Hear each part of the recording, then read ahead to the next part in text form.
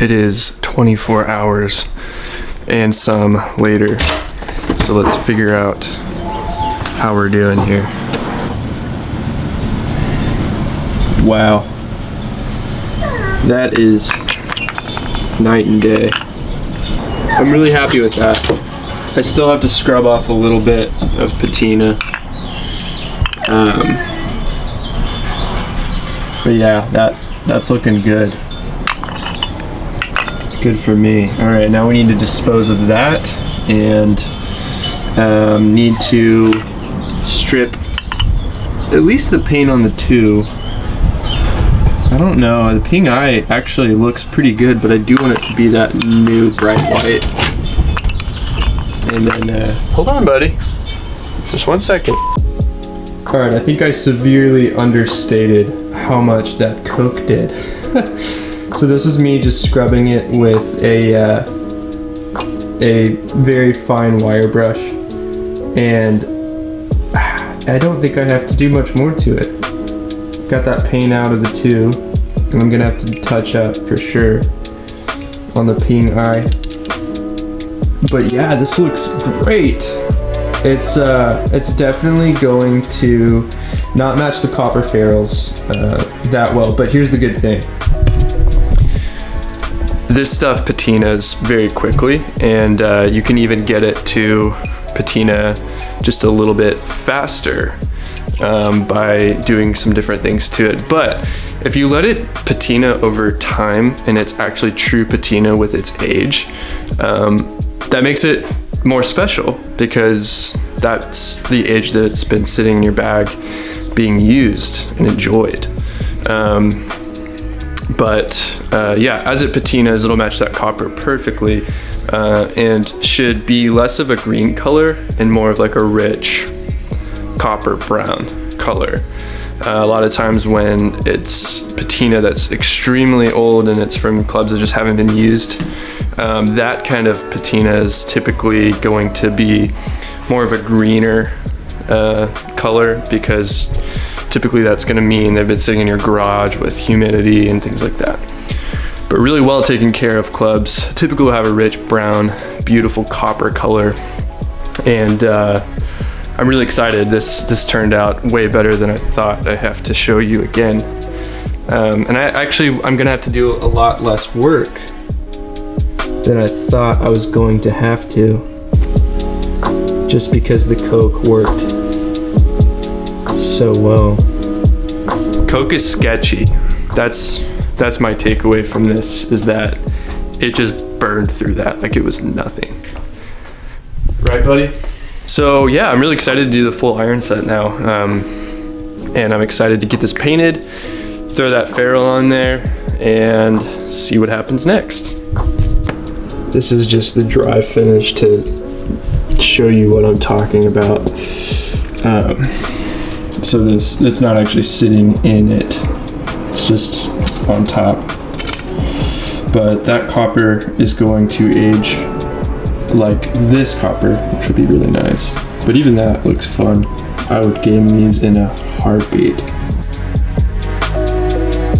The next step is going to be shaving down the hosel to where it's not rounded and it's just a straight edge. I think I'm just going to use the belt sander for this. I was going to use a grind wheel, but it might be a little bit harder to get it perfectly straight, and I don't want to take off that much, so I'm going to need to grab a mask,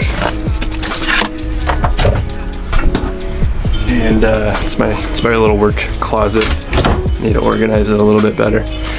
But yeah, I'm gonna grab a mask because the shavings are probably not good to breathe in, and then this fan is gonna blow everything out, hopefully that way.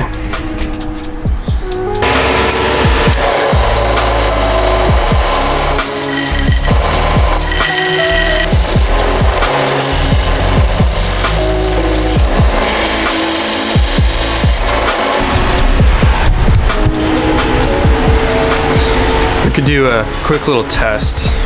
We can check to make sure that that edge is actually nice and straight.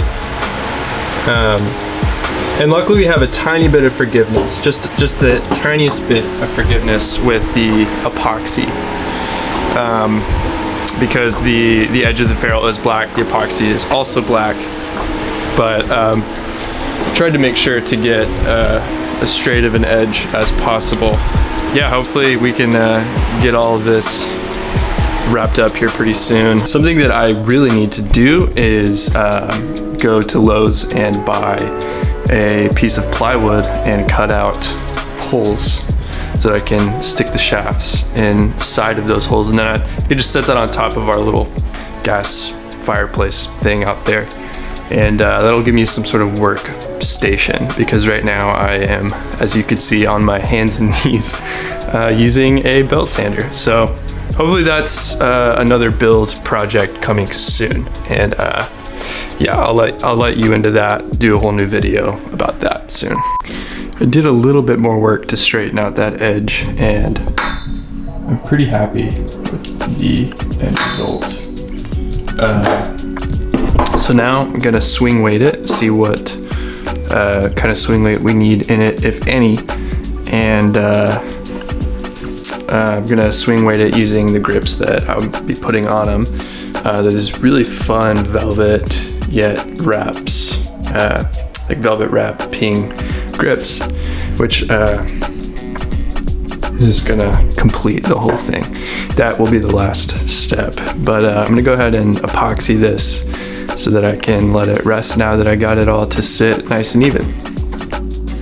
A little side note, it is important to use the same grips that you're going to actually put on the club to swing weight, because these two grips, for example, weigh slightly different, which is going to affect the swing weight. So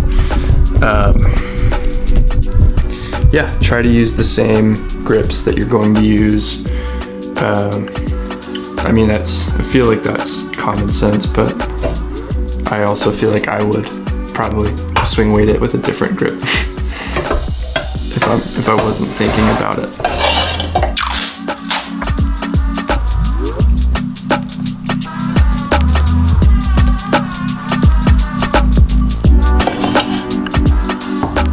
Typically like D0 to D1. That's where I like to sit. It's usually where it feels pretty good. That is balanced right there. So close to D0, so I don't think I need to weight this. So now we'll go straight to the epoxy. It's just 1 and 1. We don't need very much here, because we're just doing one club at the moment. And even that's probably gonna be way more than we'll actually need. I'm gonna back the ferrule out just a little bit and put some just slightly inside the ferrule as well, just so that it locks in place. So just mix this up until it's all one consistency, and then I really do mean just the littlest amount will be going inside the ferrule.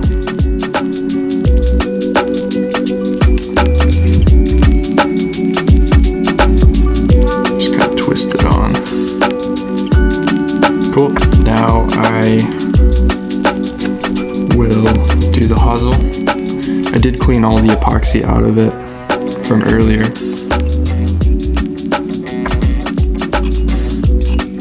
Definitely don't want too much because we don't want it to bubble. Alright, so that's good now. And we have quite a bit of time. I mean, this epoxy will stay in this state for a while, so typically you can do a whole set and not worry about it too much. Just like to put a fair amount on the edge here.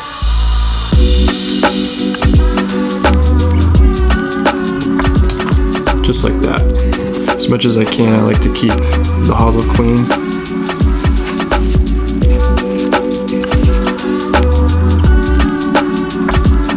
So what I typically will try to do is just to evenly coat the shaft. Bring it out, push it in until you get close to the ferrule. And then once I touch the ferrule, I will back out. a little bit and then clean the excess off. But it's nice and solid.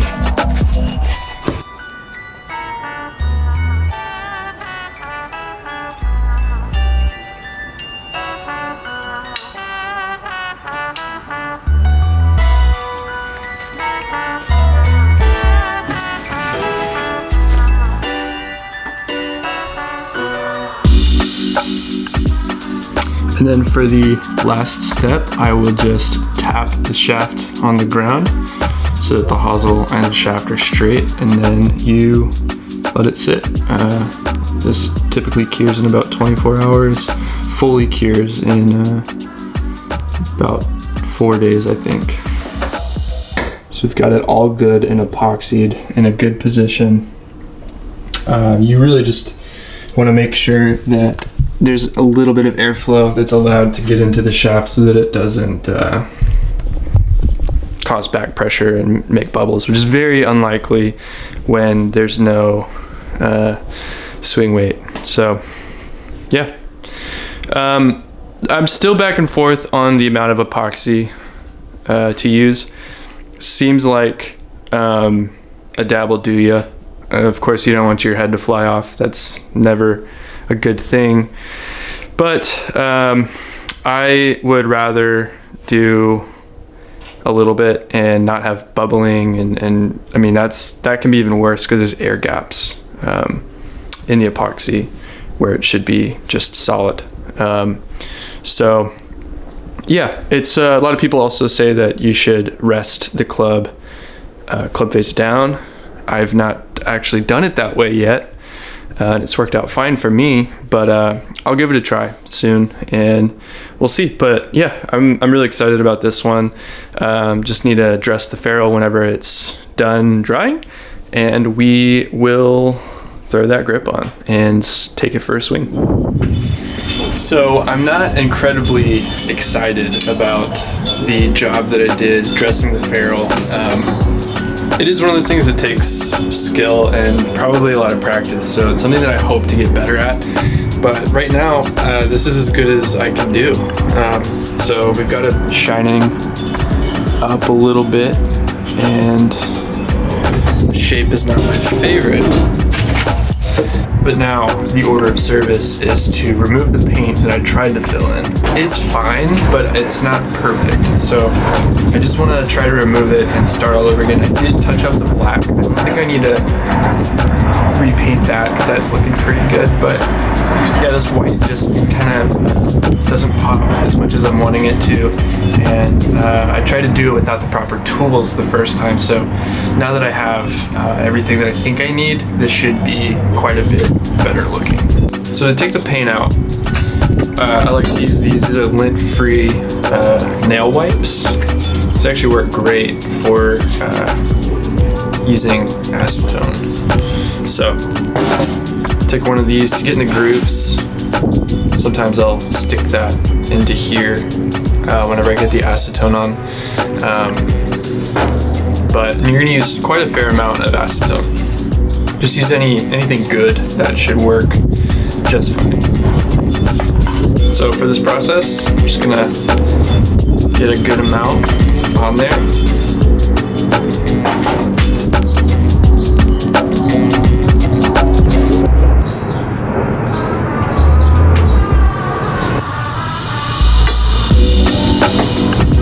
So this part's a little tedious, but yeah, just get quite a bit of acetone into a small square on here, and then you kind of just keep working away at it and just try not to scratch the club face as much as possible. So at this point, it's all about preference.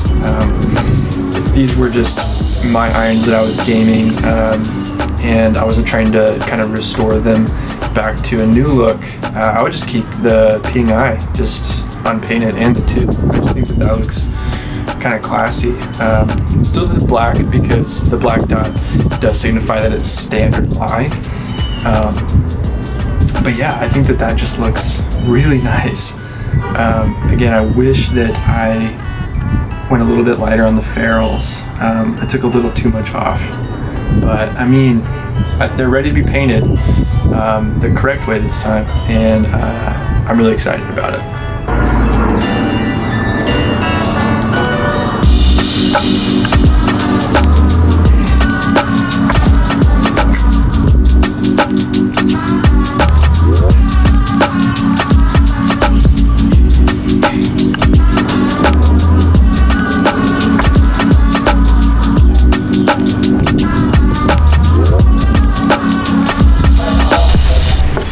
Finally wrapping up the Ping i2 2-iron, and it's looking quite nice.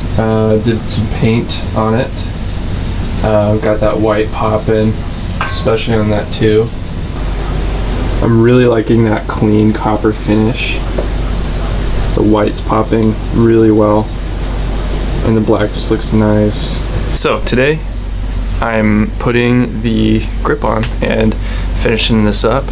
So I am editing right now, and I realized that I made an audible decision and did not video it. So what happened was I got another Biku set of irons, which I'm stoked about, and it just worked out to where I needed that grip to just buy one more 9-pack of grips, and then I would have exactly the amount that I need for both of the builds. And so I ended up swing weighting with the other grip, and it actually worked out to where it was closer to where I wanted it, which was more like D0. The other one was just on the side of D1. So this one was actually a little bit more spot on to D0. So the weight, I think, of the grips were pretty similar. So sorry about that. There is a different grip at the end. Got a little sneak peek at the next project. I love wedge sets, and I love working on wedge sets because you get to feel like you're done sooner. So I'm really excited about these. Stay tuned for the wedges.